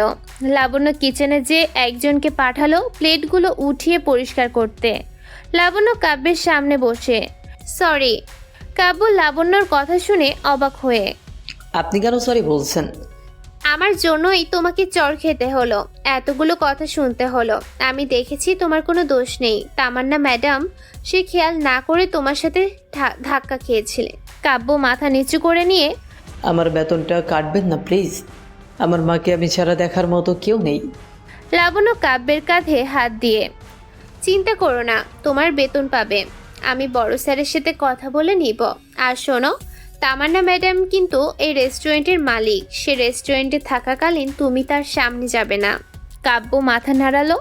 লাবণ্য চলে যেতে যাবে তখন কাব্য লাবণ্যকে বলল, আপনি অনেক ভালো, আপনি না থাকলে হয়তো আমি এখানে থাকতে পারতাম না। সবার মুখে শুনেছি খারাপের ভেতর একজন হলেও ভালো মানুষ পাওয়া যায়, আর সেটা আপনি। লাবণ্য মুচকি হেসে চলে গেল। কাব্য প্লেট ধুতে লাগলো। ফাইজা এসে কাব্যকে বলল, তুই কি ভুল করেছিস জানিস না? ম্যাডামের দামি জামা নষ্ট করে দিয়েছিস। তোরে 1 বছর বেতন দিবে না। তোর উপর দিয়ে কি ঝড় যাবে তুই নিজেও জানিস না, সাবধানে থাকিস। কাব্য মাথা উঁচু করে ফাইজার দিকে তাকালো। ফাইজা শয়তানি হাসি দিয়ে চলে গেল। কাব্য মনে মনে বলল, এই ডায়েরির হাত থেকে কবে রক্ষা পাবো কে জানে, সারাক্ষণ শুধু অপমান করতে থাকে। আজমল চৌধুরী সোফায় বসে চায়ের কাপে চুমুক দিচ্ছিল আর নিউজ পেপার পড়তেছিল। তখনই তামান্না বাসার ভিতর ঢুকলো। তামান্নাকে দেখে আজমল চৌধুরী বলল, কি রে মা, এত তাড়াতাড়ি চলে আসলি, কোনো সমস্যা হয়েছে কি? সমস্যা না হয়ে থাকে, যে স্টাফগুলো রেখেছো সবগুলোই অপকর্মা। কতদিন পর গেলাম রেস্টুরেন্টে, মেজাজটাই দিল বিগড়ে। আমার জামা নষ্ট করে দিয়েছি, ওকে তো আমি ছাড়বো না। তামান্না রাগে গজগজ করতে করতে সিঁড়ি বেয়ে উপরে চলে গেল। আজমল চৌধুরী পেপারসটা ভাঁজ করে রেখে ফোনটা হাতে নিয়ে লাবণ্যকে কল করলো। লাবণ্য কলটা রিসিভ করতেই আজমল চৌধুরী বলল, রেস্টুরেন্টে মামনির সাথে কার ঝামেলা হয়েছে? স্যার, আমাদের নতুন স্টাফ ছেলেটার সাথে। আজমল চৌধুরী গম্ভীর গলায় বলল, কি করেছে ও? স্যার, আমি কাব্যকে ডাক দিয়েছিলাম একটা পার্সেল আনার জন্য। ও আমার দিকে আসতে ম্যাডাম হুট করে রেস্টুরেন্টে ঢুকে পেছনের দিকে তাকাতে যেয়ে কাব্যের সাথে ধাক্কা লাগে। প্লেট থাকা খাবার ম্যাডামের গায়ে পড়ে। লাবণ্য আজমল চৌধুরীকে সবটা বলল। আজমল চৌধুরী বলল, আমি বুঝতে পারছি বিষয়টা, ওকে আমি অন্য রেস্টুরেন্টে শিফট করে দিই। না স্যার, ও অনেক সহজ সরল, অন্য রেস্টুরেন্টে থাকতে পারবে না, এখানেই থাকুক। তুমি তো আমার মেয়েকে চিনো, ও তো রেগে আছে খুব। হ্যাঁ, ম্যাডাম তো শাস্তি দিয়েছে, ওর বেতন দিতে না করেছে। আচ্ছা, তুমি ছেলেটার বেতন দিয়ে দিও, তবে মামনি জানো কিছু না জানে, ঠিক আছে? ধন্যবাদ স্যার। আজমল চৌধুরী ফোনটা কেটে দিল। লাবণ্য ফোনটা রেখে দীর্ঘশ্বাস ফেলল। মনে মনে বলল, বড় স্যার অনেক ভালো একজন মানুষ। রাত 10:30 রেস্টুরেন্টে থেকে সবাই চলে গেল। লাবণ্য আর কাব্য অবশিষ্ট খাবার নিয়ে বের হলো রাস্তায় পথচারীদের দেওয়ার জন্য। খাবার দেওয়া শেষে লাবণ্য বলল, তোমার আর কোনো সমস্যা নেই, বড় স্যারের সাথে কথা হয়েছে, উনি তোমার বেতন দিবে, তবে সাবধান, কেউ যেন না জানে। ঠিক আছে। লাবণ্যদের সামনে একটা বাইক থামলো। বাইকে থাকা ছেলেটা হেলমেট খোলার সাথে সাথে লাবণ্য কাব্যকে বলল, ও ফায়াজ, আমার হবু হাজবেন্ড, আমাকে রোজ নিয়ে যায় নিয়ে আসে। লাবণ্য ফায়াজের সাথে কাব্যকে পরিচয় করিয়ে দেয়। ফায়াজ বলল, লাবণ্যর মুখে তোমার অনেক কথা শুনেছি। তোমাদের রেস্টুরেন্টে কিন্তু ফাইজার ডাইনির থেকে দূরে থাকবা। লাবণ্য ফায়াজের দিকে চোখ পাকিয়ে, আমার বান্ধবী ডাইনি? হ্যাঁ। কাব্য হেসে দিল। ফায়াজ বলল, না না, মনে আমার ওর সাথে কি করতো দেখনি, পুরো কাল নাগেনি। ফায়াজ কথাটা বলে হেসে দিল। লাবণ্য ফায়াজের বাইকে উঠে ফায়াজের পিঠে কিল ঘুষি মারতে লাগলো। ফায়াজ হাসতে হাসতে বাইক স্টার্ট দিয়ে কাব্যের দিকে বিদায় নিয়ে চলে গেল। কাব্য ওদের দুজনের দিকে তাকিয়ে রইল। চোখের আড়াল হতেই কাব্য চলে গেল নিজ স্থানে। কাব্য মিরানের পাশে বসলো। মিরান কাব্যকে বলল, তুই রোজ রোজ এত খাবার আমাদের সবাইকে কেন দিস? আমি রেস্টুরেন্টে কাজ করি, সেই রেস্টুরেন্টের খাবার অতিরিক্ত থাকে। ম্যানেজার ম্যাডাম থেকে খাবার দেয়, খাবারগুলো তো ফেলে দেওয়া লাগতো, তাই না ফেলে সবার মাঝে বন্টন করে। তোর ম্যানেজারটাকে অনেক ভালো, তাই না? হ্যাঁ, মালিকও অনেক ভালো। এত বছর এখানে এরকমভাবে কেউ কখন আমাদের খাবার দেয়নি। তুই আসার পর থেকে কেউ আর রাত না খেয়ে থাকে না। কাব্য মিরাজের সাথে কথা বলছে, তার ব্যাগ থেকে বই বের করলো। মিরান অবাক হয়ে, তোর হাতে বই কেন? কাব্য দাঁত কেলিয়ে হেসে দিয়ে, আমি এখানকার একটা কলেজে ভর্তি হয়েছি। তোকে তো কলেজে যেতে দেখি না, তাহলে ভর্তি হলে কিভাবে? তোকে পড়তে দিবে? কলেজে না যেও পড়া যায়, পরীক্ষার সময় পরীক্ষা দিলেই হবে। আমি তো কিছুই বুঝি না। মিরান শুয়ে পড়ল। কাব্য ল্যাম্পপোস্টের আবছা আলোয় বইয়ের পৃষ্ঠা দেখতে লাগলো। বই দেখতে দেখতে রাত 2টা বেজে গেছে। সেদিকে কাব্যের কোনো খেয়াল নেই। হঠাৎ করেই কয়েকটা গাড়ি এসে রাস্তার মাঝখানে দাঁড়ালো। গাড়ির ভেতর থেকে একজনকে রাস্তায় ফেলে রেখে গাড়িগুলো চলে গেল। কাব্য এই দৃশ্য দেখে মিরানকে ঠেলতে লাগলো। মিরান উঠে বসে, কি হয়েছে তোর? কাব্য আঙুল দিয়ে লাশটা দেখিয়ে দিয়ে, কয়েকটা গাড়ি এসে ফেলে রেখে চলে গেছে। মিরান কাব্যকে টেনে শুয়ে দিয়ে নিজে শুয়ে পড়ে। কোনো কথা বলবি না, চুপচাপ চোখ বন্ধ করে থাক। যা হয়ে যাক না কেন চোখ খুলবি না। কান দিয়ে শোনার হলে শুনবি, না হলে ঘুমা। মিরানের এমন কথা শুনে কাব্য অবাক হয়ে গেল। কিছুক্ষণ পর আরো কয়েকটা গাড়ি এসে থামার শব্দ পেল। মিরান বলল, পুলিশ এসেছে, লাশ নিয়ে চলে যাবে। কাব্য এক চোখ খুলে দেখলো কয়েকটা পুলিশ নেমে দাঁড়িয়েছে। একজন লাশের সামনে হাঁটু ভেঙে পড়ে হাত দিয়ে লাশটা দেখেছে। কয়েকজন আশপাশে দিয়ে হাঁটাচলা করছে। হাঁটু ভেঙে বসা লোকটা উঠে দাঁড়ালো। দুজন স্ট্রেচার রাস্তার উপর রেখে লাশটা উঠিয়ে নিল। পুলিশের লোকটা সামনের দিকে এগিয়ে আসছে। এগিয়ে এসে পাশের কয়েকজনকে ডেকে তুলে কিছু জিজ্ঞেস করলো। সবাই ঘুমালো কণ্ঠে না বলল। তারপর পুলিশ লোকটা চলে গেল। এক এক করে পুলিশের গাড়ি চলে গেল। ভোর 6টা। মিরান কাব্যকে ডেকে তুলে বলল, তোর আর এখানে রাতে ঘুমাতে হবে না। কাব্য চোখ ডলতে ডলতে, কেন? আমি কি করেছি? আমি থাকবো কই তাহলে? তোর জন্য আমরা এখানে যারা থাকি তারা আর কেউ থাকতে পারবো না। তোকে বারণ করার পরেও তুই রাত জেগে এসব দেখিস। কারো চোখে পড়লে কি অবস্থা হবে বুঝতে পারছিস? আমি কি আর ইচ্ছা করে দেখি নাকি? সব তো এখানেই হয়। এইসব কবে বন্ধ হবে? এরকম আরো অনেক জায়গায় হয়। তুই অন্য কোথাও যেয়ে থাক, আমাদের ক্ষতি করিস না। না, আমি এখানে থাকবো। আমি আর কিছু দেখলেও কিছু বলবো না। সবার মতো না দেখে থাকবো, ঠিক আছে? তুই একদিন ছুটি নিয়ে নে, তোকে আমি এই শহরের অলিগলির রেল স্টেশন থেকে শুরু করে সব জায়গায় ঘুরিয়ে দেখাবো। দিনে দুপুরেও মার্ডার হয়। ঠিক আছে চাচা, আমি সামনের সপ্তাহে ছুটি নিব। দুজনে উঠে চায়ের দোকানে যেয়ে চা আর রুটি খেলো। আজ বিলটা কাব্যই দিল। এতদিন মিরান দিয়ে আসছে। সকালে কাব্য রেস্টুরেন্টে গেল। সব কাজ শেষ করে ক্যাশের ওখানে লাবণ্য সামনে দাঁড়িয়ে বলল, একটা কথা জানার ছিল। বলো। এই শহরটা নাকি অনেক খারাপ, মানুষগুলোও নাকি ভীষণ খারাপ, ভালো মানুষদেরও নাকি মেরে ফেলে। লাবণ্য হেসে দিয়ে কাব্যের দিকে তাকিয়ে, আমি শুনেছি, তবে কখনো সামনে পড়েনি। তবে হ্যাঁ, একবার অনেক বড় ঝামেলার ফেস করতে হয়েছে। কি ঝামেলা? কয়েকজন সন্ত্রাসী এসে চাঁদার দাবি করেছিল। আমি আমার বড় স্যারের কথা বলার পর ওরা নাসুরবান্দা ছিল, আমাকে গালিগালাজ করেছিল, এমনকি চুলের মুঠি ধরেছিল। ওই দিনের কথা বললে শরীরে কাঁটা দিয়ে ওঠে। কাব্য অবাক হয়ে, তারপর কি হয়েছে? বড় স্যারকে কল দিলে স্যার ওদের টাকা দিয়ে দেয়। সে কোনো ঝামেলা পছন্দ করে না, তাই আর ঝামেলায় যায়নি। ইচ্ছে করলে সে চাঁদা না দিতেও পারত, তবে তার মেয়ের কথা চিন্তা করে কোনো শত্রু বাড়াতে চায় না। তার একটা মাত্র মেয়ে, কি চিন্তা শুধু। কাব্য হা হয়ে। চাঁদা কি এখনো দেয়? হ্যাঁ, তবেই সবাই দেয় চাঁদা, কেউ বাদ নেই এখানে, যতগুলো প্রতিষ্ঠান আছে। কে চাঁদা নেয় এখানে? রুস্তম সর্দার। ও, লোকটা অনেক ভয়ঙ্কর, ইচ্ছে করলে সবার সামনে মার্ডার করে। এই এরিয়া সে খায়, আর অন্যগুলো অন্যরা। তুমি এত কিছু শুনছো যে? সবার মুখে মুখে শুনি তো, তাই। লাবণ্য কিছু বলতে যাবে তখনই তামান্না রেস্টুরেন্টের ভেতর ঢুকে বলল, এত গল্প করলে কাজ করবি কখন লাবণ্য? কাস্টমার তো থাকবে না। কাব্য তামান্নাকে দেখে চলে গেল। লাবণ্য বলল, গল্প না ম্যাডাম, ওকে বুঝিয়ে দিচ্ছি। কাজে যদি ভুল হয় তাহলে এখানে রাখবো না। ভুল তো প্রথমে করে ফেলেছো, ওকে একটু উপরে পাঠিয়ে দে, ওর ভুল ত্রুটি বের করছি। ঠিক আছে। তামান্না বন্ধু বান্ধবীদের নিয়ে উপরে গেল। লাবণ্য কাব্যকে ডেকে বলল, ম্যাডাম তোমাকে ডাকছে, তবে যা বলবে তাই শুনবে, কোনো কথা বলবে না, শুধু মাথা নাড়বে। সে কিন্তু খুবই রাগী। কাব্য মাথা নাড়ালো। লাবণ্য বলল, তোমাকে আমার সামনে মাথা নাড়াতে বলিনি, ওখানে বলছি। কাব্য উপরে গেল, রুমে নক দিল। তামান্না আসতে বলল।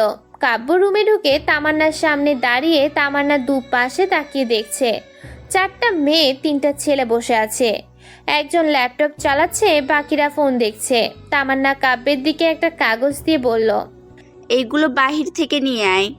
কাব্য কাগজটা হাতে নিয়ে চলে যেতে যাবে, তখন পাশ দিয়ে টিনা বলল, টাকা না নিয়ে যাস কেন? টাকা কি তোর বাপ পরিশোধ করবে এগুলা? টিনার কথা শুনে কাব্য মাথা নিচু করে দাঁড়িয়ে রইল।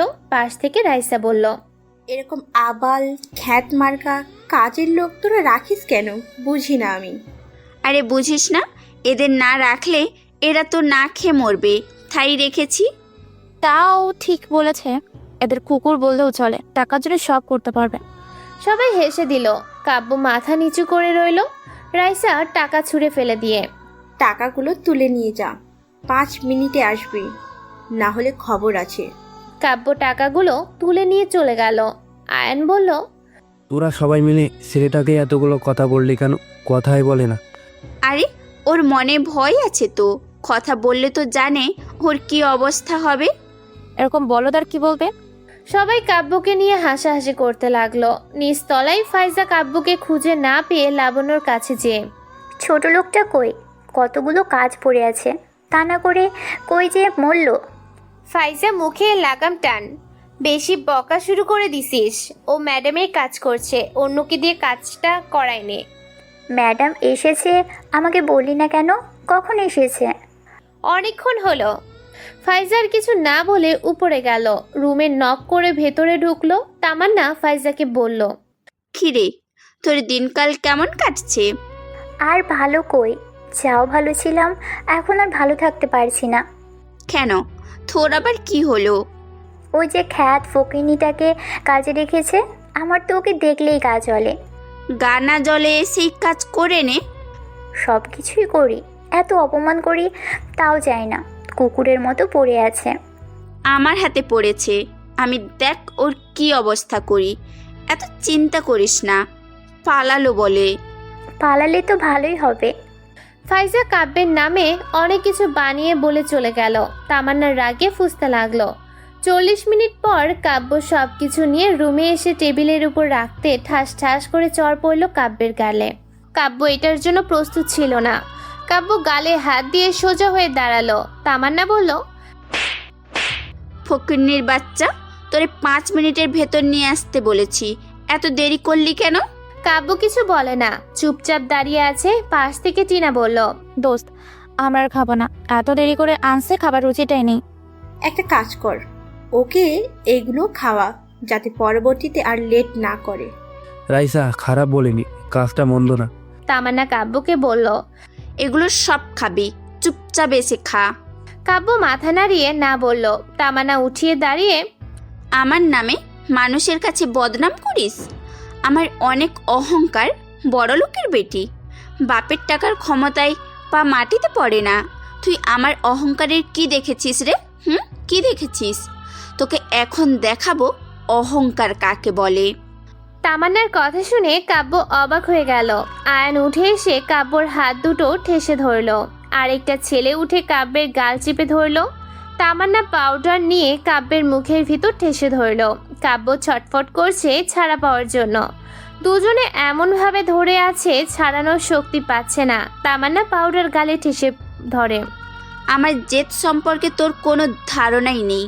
আমার নামে কিছু বলার আগে না 10 বার ভাববি। তামান্না মুখ ছেড়ে দিল। কাব্য কাশি দিতে লাগলো। আর একটু লেট হলে কাব্যের দম আটকে যেত। হাফ ছেড়ে যেন বাঁচল। টিনা রাইসা খাবার হাতে নিয়ে কাব্যের গালের ভিতর ভরে ঠাসতে লাগলো আর বলল, আমার তো খেতে পারলাম না, তুই একা গিল সব, আমাদের সাথে শয়তানি করিস, তোর শয়তানি বার করছে। নিজেকে চালাক ভাবি শোনে, তোর চালাকি বের করতেছি। কাব্যকে রুমের ভেতর ফেলে অত্যাচার করতে লাগলো। আয়নার দুজন ছেলে কাব্যকে ফ্লোরে ফেলে পা দিয়ে লাথি মারতে লাগলো। তামান্না সবাইকে নিয়ে বের হয়ে গেল। কাব্য উঠে বসে দু চোখের পানি মুছতে লাগলো। আঘাতটা আজ বেশি লেগেছে। বড় লোকেরা কি এরকম গরিবদের পেলে এভাবে অত্যাচার করে? কাব্য বসে বসে অনেক কিছু ভাবতে লাগলো। কিছুক্ষণ পর লাবণ্য মনে মনে ভাবছে, ম্যাডাম চলে গেছে অনেকক্ষণ হলো, কাব্য এখনো আসছে না কেন? লাবণ্য কাব্যের কথা ভাবতে ভাবতে ফাইজাকে ডাক দিল। ফাইজা আসতে ফাইজাকে ক্যাশে রেখে লাবণ্য সিঁড়ি বেয়ে উপরে উঠে রুমে ঢুকে কাব্যের অবস্থা দেখে কাব্যের কাছে যেয়ে, তোমার এই অবস্থা হলো কি করে? কাব্য মাথা উঁচু করে লাবণ্যর দিকে তাকিয়ে সবকিছু বলল। লাবণ্য সবটা শুনে কষ্ট পেল মনে। লাবণ্য বলল, উঠে ফ্রেশ হয়ে নাও, কষ্ট পেও না। গরিবদের আবার কষ্ট? সব অত্যাচার তো সইতে হবে। নিজেদের এতটা ছোট করা ঠিক না। তুমি ওয়াশরুমে গিয়ে ফ্রেশ হয়ে নাও, আমি লোক পাঠাচ্ছি, সে এসে এগুলো পরিষ্কার করবে। না, আমি করে দিচ্ছি, কাউকে পাঠাতে হবে না। এবার তুমি আমার হাতে মার খাবা, যা বলছি করো। কাব্য আর কিছু না বলে ওয়াশরুমে চলে গেল। লাবণ্য নিচে নামলো। ফাইজা গুনগুন করে গান গাচ্ছে। লাবণ্য ফাইজাকে গান গাইতে দেখে, তুই ম্যাডামের কাছে কাব্যের নামে মিথ্যা কিছু বলেছিস? ফাইজা লাবণ্যকে আর কিছু না জিজ্ঞেস করে শয়তানি হাসি দিয়ে চলে গেল। ভেতর থেকে একজনকে পাঠালো। সে কাউন্টারের সামনে আসতে লাবণ্য তাকে উপরের রুম পরিষ্কার করতে পাঠালো। কাব্য ফ্রেশ হয়ে মন খারাপ করে নিচে নামলো। কাউন্টারের সামনে এসে দাঁড়াতে লাবণ্য বলল, তুমি বাহির থেকে ঘুরে এসো, মন খারাপ করো না, সব ঠিক হয়ে যাবে। কাজ করবে কে? অন্য কেউ করবে না, তোমার এখন ছুটি, কাল সময় মতো চলে এসো। কিন্তু ম্যাডাম। কোনো চিন্তা না, যা বলেছি করো, আর বাহিরটা ঘুরে দেখো, মন ভালো হয়ে যাবে। কাব্য আর কিছু বলে না। কাব্য রেস্টুরেন্ট থেকে বের হয়ে চলে গেল। কাব্যের জন্য লাবণ্য খারাপ লাগলো।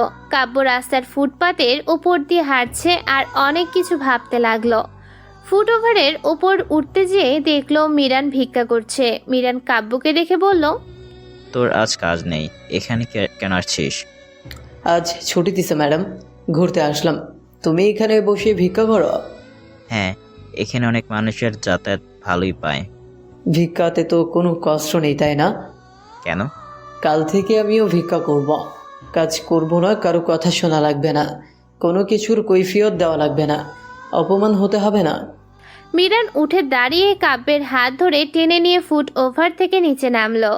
মিরান কাব্যকে বলল, তোর ম্যাডাম তোকে কিছু বলছে? চাকরি থেকে বের করে দিয়েছে, তোর মন খারাপ কেন? কই না তো, ম্যাডামটা খুব ভালো, সে আছে বলেই তো আমি এখানে আছি, না হলে আমাকে লাথি মেরে তাড়িয়ে দিত গ্রামে। মিরান কাব্যের মুখের ভাব দেখে বুঝতে পারছে কিছু একটা হয়েছে। মিরান কাব্যকে আর কোনো কিছু না জিজ্ঞেস করেই বলল, চল তোকে শহরের সব জায়গায় ঘুরিয়ে দেখাই। আপনার আজ লস হয়ে যাবে না? আমার আবার কিসের লস? আমি কি ব্যবসা করি যে লস হবে? চল আমার সাথে। মিরান কাব্যকে নিয়ে রেল স্টেশনে গেল। রেলের পাটের ওপর দিয়ে কাব্য হাঁটছে আর বলছে, জায়গাটা নিরিবিলি। নিরিবিলি জায়গায় অঘটন বেশি ঘটে। এই জায়গার নাম করা ছিনতাইকারী ডাকাতি দিনে দুপুরে হয়, মাঝে মাঝে মার্ডার হয়। মিরানের কথা শুনে কাব্য অবাক হয়ে মিরানের দিকে তাকিয়ে পড়ে। কিছুটা দূর যেতে কাব্যকে কয়েকটা ছেলে মেয়ে ঘিরে ধরে চাকু বের করে কাব্যের কাছে যা আছে বের করতে বলল। কাব্য ঘাবড়ে গেল, এ কোন বিপদে পড়লো? পিছন থেকে মিরান বলল, তোদের কাছে যদি কিছু থাকে ওকে আরো দে, খাই আমরা ভিক্ষা করে, আমাদের কাছে কিছুই নেই।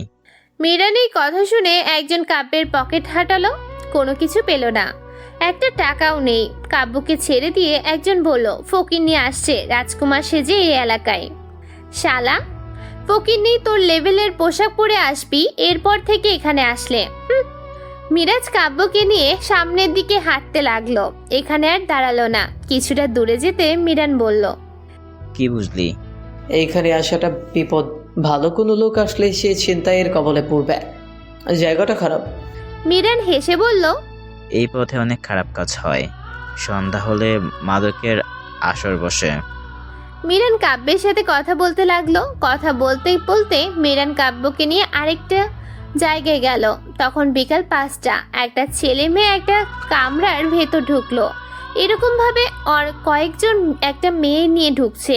মিরান দেখিয়ে বলল, এখানে যত ছেলে মেয়ে প্রেম করে তারা ঘোড়ার নাম করে এখানে এসে এই ছোট ছোট কামরার ভেতর ঢুকে অসামাজিক কার্যকলাপ লিপ্ত হয়ে পড়ে। এটার জন্য কেউ কিছু বলে না। এই শহরে তুমি যত অন্যায় করতে পারবে ততই ভালো, তবে জীবন মরণ হয় মরবে, না হয় মারবে। এই শহরে যা যার মতোই। বুঝলাম। রাত 8টা। মিরান কাব্যকে নিয়ে নাইট ক্লাবে নিয়ে গেল।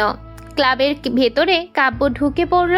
পুরো অবাক হয়ে গেল নানা রকমের লাইটিং দেখে। ভেতরে মিউজিক বাজছে, মিউজিকের তালে তালে সবাই ডান্স করছে। মিরাজ কাব্যকে নিয়ে মদের কাউন্টারের সামনে যে বসলো। মিরান বলল, খাবি নাকি এক পেক? না না, আমি এসব খাই না। মিরান নিজে এক পেক মেরে, এখানে সব বড় লোকেরা আসে ডিজে পার্টি করতে, ফুর্তি করতে, কেউ কাউকে ভালো লাগালে ভালোবাসা পর্যন্ত নিয়ে যায়। কাব্য অবাক হয়ে, আপনি এত কিছু জানেন কি করে? আমি সব জায়গায় চলাফেরা করি, সব জায়গায় এসেছি, জানি সব। মিরান আরো অনেক কিছু বলতে লাগলো। কাব্য মিরানের সব কথা শুনতে লাগলো। হঠাৎ করে কাব্যের চোখ সামনে যেতে দেখলো তামান্নাকে। কাব্য তামান্নাকে দেখে ভয় পেয়ে গেল। সে এখানে কেন? আমাকে দেখে ফেললে তো সারছে। কাব্য মিরানকে বলল, আমার পক্ষে এখানে থাকা সম্ভব না, চলেন এখান থেকে। এইখানে থাকলে আমার আর এই শহরে থাকা লাগবে না, আপনার সাথে ভিক্ষা করতে যাওয়া লাগবে না। আর একটু থাক, গেলি না হয় আমার সাথে ভিক্ষা করতে। ম্যাডামে এসেছে এখানে, দেখলে অপমান করবে, আমাকে আস্ত রাখবে না। কাব্যের কথা শুনে মিরানের নেশা মনে হয় কেটে গেল। মিরান বলল, তোর ম্যাডাম এখানে? আগে বলবি না, তোর দেখিনি তো। না, আরও একটু থাকলে দেখে ফেলবে। মিরান কাব্যকে নিয়ে পেছনের দরজা দিয়ে চলে গেল। রাত 10টা, গাড়ি ঘোড়ার চাপ কম, রাস্তার মানুষ শূন্য। রাস্তার পাশ দিয়ে মিরান আর কাব্য হাঁটছে। কিছুটা দূর যেতে মিরান একটা ভবন দেখিয়ে কাব্যকে বলল, এই ভবন কি হয় জানিস? কি হয়? হ্যাকিং। কত শত শত লক্ষ মানুষের ফোন তত হ্যাক করে তাদের ব্ল্যাকমেল করে টাকা হাতিয়ে নেয়। কাব্য অবাক হয়ে, তা কেউ কিছু বলে না? না, এর ভেতরে কেউ ঢুকতে পারে না। এর ভেতরে অনেক ছেলে মেয়ে কাজ করে, তারা এই ভ্যানের বাহিরে আসতে পারে না। মিরান এক এক করে সব জায়গায় ঘুরিয়ে দেখালো। রাত 8টা। কাব্য মিরানকে বলল, আপনি এত কিছু জানেন, আপনার তো গোয়েন্দা হওয়া উচিত। হয়েও কোনো লাভ হবে না, ভিক্ষা করে শান্তিতে আছি। গোয়েন্দা হলে শান্তিতে আর থাকতে পারবো না। কাব্য কিছু বলতে যাবে, হঠাৎ করে একটা গাড়ি তাদের সামনে থামে। গাড়ি থেকে একটা মেয়েকে নামিয়ে দিয়ে গাড়ি চলে যায়। মেয়েটা দুলতে দুলতে সামনের দিকে হেঁটে যেতে লাগলো। কাব্য মিরানকে বলল, মেয়েটাকে এইভাবে ফেলে রেখে চলে গেল কেন?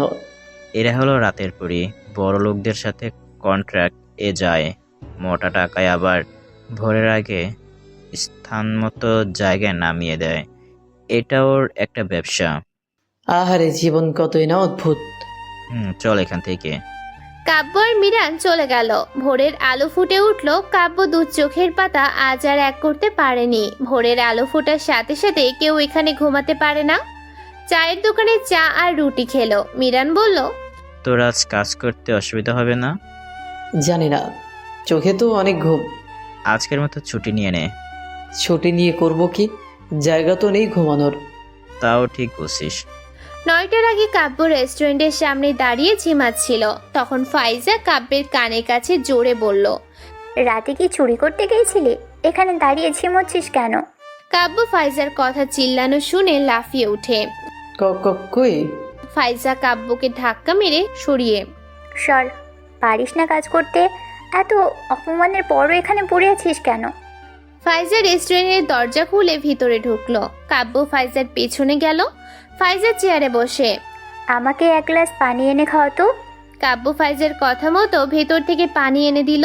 ফাইজা বলল, পানিতে কিছু মেশাস নি তো? আপনি কি কিছু মেশাতে দিচ্ছেন? বেশি কথা বলিস, যা কাজ কর।